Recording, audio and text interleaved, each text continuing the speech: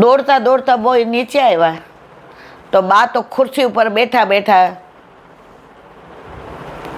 પૂરીનો લોટ બાંધતા હતા. એ કે હાલો બટા જગાડી લઈએ, પછી તમે બધું હું તમને કહું ને એ પ્રમાણે કરો. વહુ તો આમ થોડીક વાર આમ થઈ ગઈ.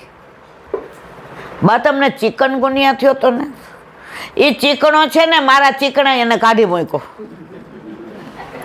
એનો જે ભાવ હતો ને, એને હૃદયમાં એક ટીસ ઉઠી હતી કે આજે મારા ઠાકોરજીનો પહેલો પાટોત્સવ છે અને મારે પલંગમાં પડી રહેવાનું.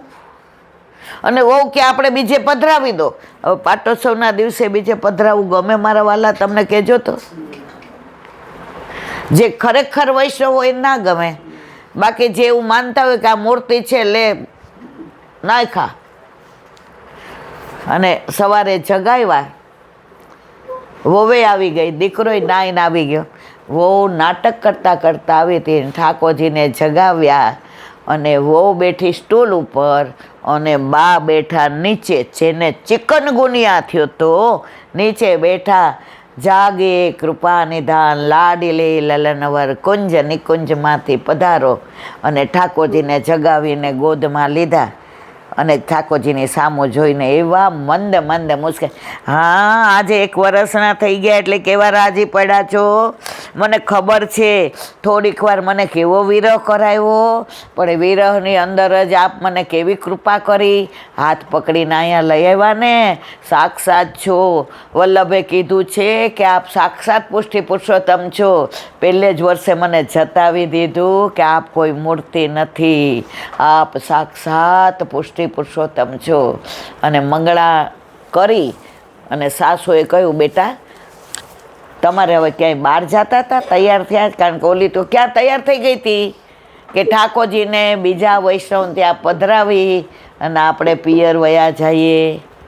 અને દીકરોએ કીધું કે હાલો એટલે એ તૈયાર થઈ ગયો.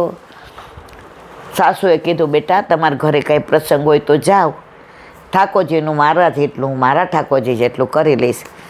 વહુને એટલું અંદરથી ને ભાવ ઉમળ્યો કે જે એમડી ડૉક્ટર આવ્યા હતા એણે કહ્યું કે અઠવાડિયા સુધી મમ્મી ખાટલામાંથી ઊભા થઈ શકશે નહીં.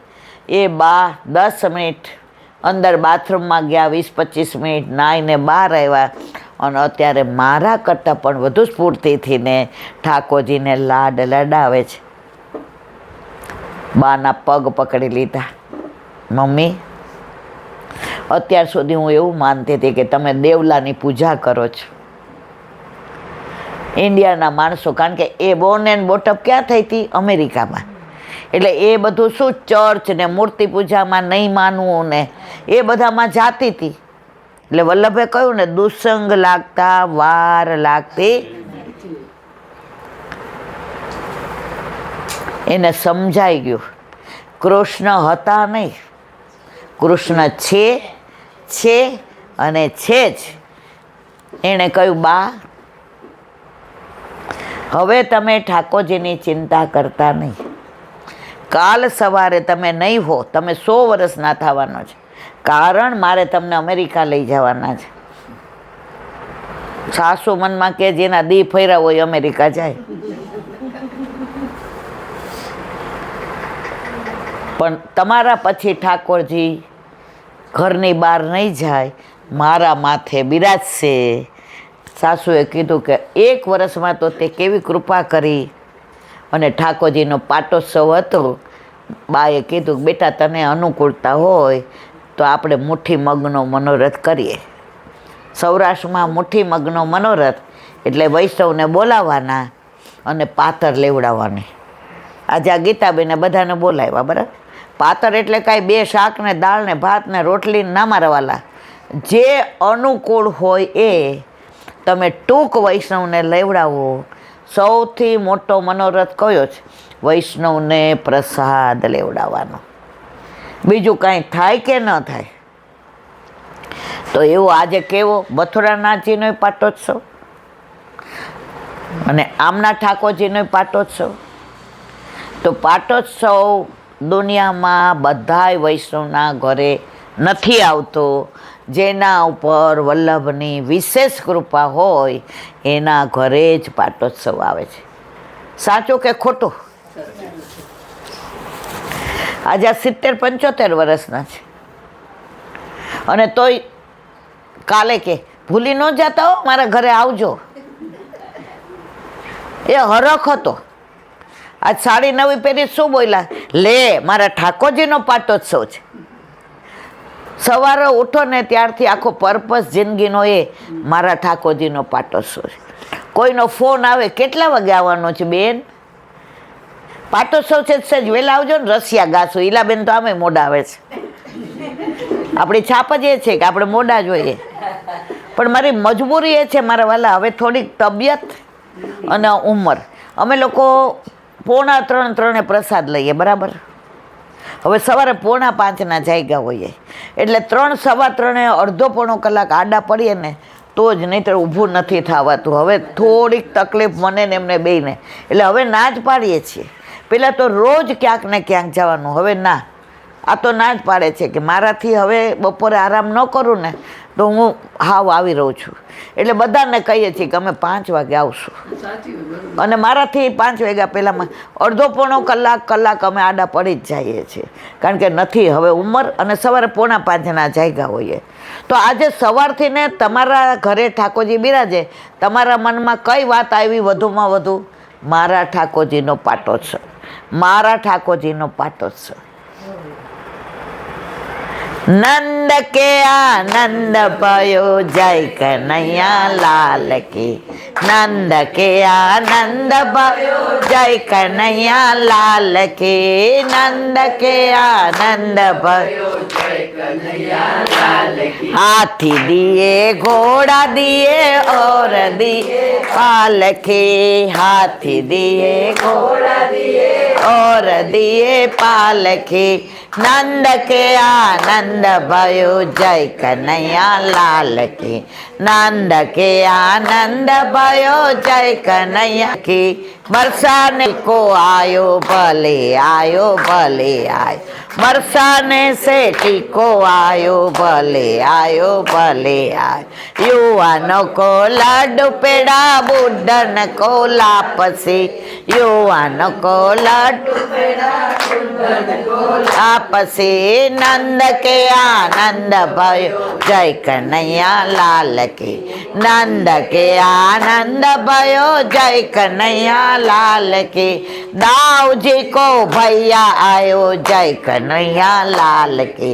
दाऊ जी को भैया आयो, जय कन्हैया लाल की. राधा जी को सैया आयो, जय कन्हैया लाल की.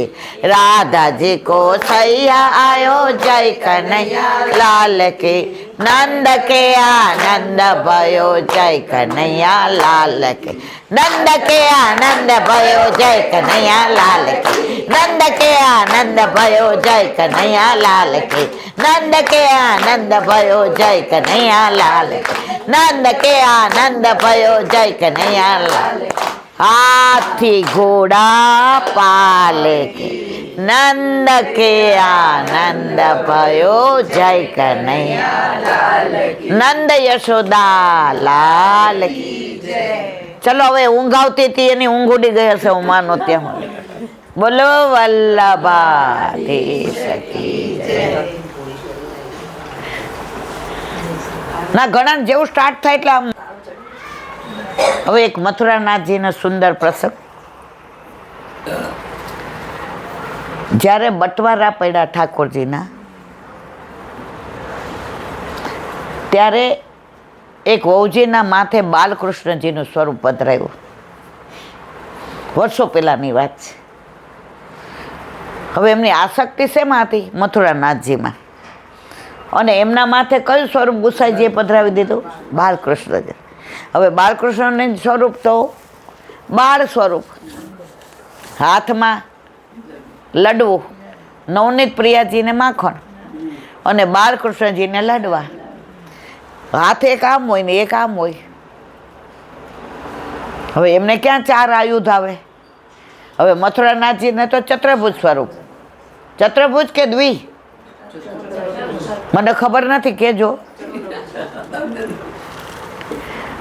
હવે એ બાલકૃષ્ણજીના દર્શન કરે ને તો એમને ચતુર્ભુજ સ્વરૂપના દર્શન થાય.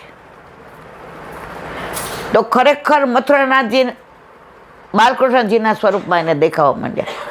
પછી ચારેય આયુધ લઈ આવ્યા અને એને ધરાવે. તો એકવાર તિલકાયત એમના ઘરે પધાર્યા એટલે વહુજીએ કીધું આરતી. તો આરતી કરતા હતા તો બાલકૃષ્ણજીમાં એમને કોના દર્શન થયા? મથુરાનાથજીના. બહુજી तुम्हारे पर तो हमने बालकृष्ण जी पध रहे थे, ये मथुरानाथ जी. પછી શ્રૃંગાર વડા કર્યા ત્યારે ખબર પડી કે છે તો બાલકૃષ્ણજી છે, પણ એમની આસક્તિ શેમાં હતી? તો એમને દર્શન કયા સ્વરૂપે આપતા હતા? આજની તારીખમાં ઘણા વૈષ્ણવના ઘરે જે સ્વરૂપ બિરાજતું હોય એમાં એમને બીજા દર્શન થતા હોય, તો આસક્તિ પછી એમાં જ હોય. એવી જ એક બીજી લીલા છે કે એક ભાભીજી મહારાજ હતા, એમને 7 બાળકો. હવે મહારાજ શ્રી લીલા વિસ્તારી ગયા. હવે પેલા બાળકોને એવું હતું કે જે ચરણ ભેટ આવે એમાંથી ઠાકોરજીને લાડ લડાવવાના. હવે જે ગામમાં રહેતા હતા તો ચરણ ભેટ હાવ ઓછી આવે. એક મિનિટ, અવાજ આવશે. એક મિનિટ, અંદરથી અવાજ બહુ હોય પછી આમાં આવો. તો મથુરાનાથજીનો એક ભાભીજી મહારાજ હતા. હવે મહારાજશ્રીએ લીલા વિસ્તારે. હવે ચરણ ભેટ આવે એમાંથી ઠાકોરજીને લાડ લડાવે. કોને? મથુરાનાથજીને. આજે પાટોત્સવ કોનો છે? મથુરાનાથજીને. હવે જોયું તો ધીમે ધીમે ચરણ ભેટ ઓછી થઈ ગઈ. હવે મથુરાનાથજીને જે ભોગ ધરાવવાનો હોય અને પાછળ આટલા બાળકોને પોતે, હવે વિચાર કર્યો કે ચરણ ભેટ ઓછી થઈ તો મથુરાનાથજીને ઘીમાં પૂરી તળે અને ઘીમાં બધું બનાવીને ધરાવે, અને બાળકો માટે શું કરે? તેલનો ઉપયોગ કરે, અને રોટી કરે તો કોરી કરે, અને સન્મુખ કરીને બાળકોને પ્રસાદ લેવડાવે. અને બાળકો એટલા ડાયા, પૂછે જે કો બરાબર ધરાયા, જે કો પૂરી ઘી મેં કરીને માં જે કો સબ ધરાયા ને, બસ જે પ્રસન્નતાથી બિરાજે છે ને. એટલે વહુજી ભાભીજી મહારાજ કે હા, જે તો બહુ પ્રસન્નતા से બિરાજતે. તો આ મથુરાનાથજી જે કોટામાં બિરાજે છે. 2-3 દિવસ સુધી આવું ચાલ્યું. ચોથે દિવસે જેવી રાજભોગની તૈયારી કરવા ગયા, અને બાળકોને ભોજનની તૈયારી સાજી કહેવાય. આપણે એમ કહીએ ને હાલો જમવા, એવું ના બોલે. જો કાલે આપણે અહીંયા ગયા હતા ને ત્યાં બૂમ પાડી કે ભોજન કે તૈયારી સાજી દીધી, બધા પધારો, પછી જ અંદર પધારે. આ વલ્લભકુળની બધી ભાષા છે. એટલે તૈયારી સાજી દીધી અને અંદર રાજભોગ ધરાવવા માટે ગયા. કોણ? ભાભીજી મને. તો હજી તો થાળ હાથમાં લેતા હતા ત્યાં મથુરાનાથજી ઠગુક ઠગુક કરતા આવ્યા. ક્યાં? રસોડામાં. અને બેસી ગયા. भाभी जी महाराज, मैं भी बालकन के संग यूं कोरी रोटी ही अरूंगू को, मेरे को सब घी में, और ये बालकन को यूं नहीं भाभी जी महाराज, जो मैं अरोगू वो ही ये लोग आरोगे के, मेरे को वो कोरी रोटी ही दो.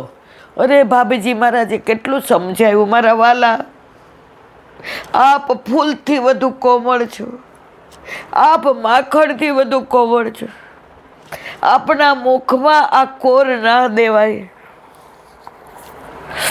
તો કે ભાભીજી મહારાજ મારામાં નાનામાં ભેદ સમજો છે, મેં તો એ કોરી રોટી હારું ગોગો. ભાભીજી મહારાજે ખૂબ વિનંતી કરી. ત્યાં તો બહારથી ને અવાજ આવ્યો કે સામગ્રી પધરાવા આવ્યો છે.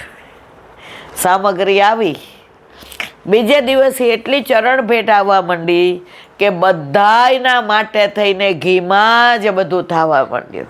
કોને વ્યવસ્થા કરી? મથુરાનાથજી. મારા વાલા, આવા ઘણા બધા પ્રસંગો છે. તો એવા મથુરાનાથજીનો આજે પ્રાગટ્ય ઉત્સવ છે. હવે એક નાની વાત કરીએ. 6:30 સુધી વાંધો નથી?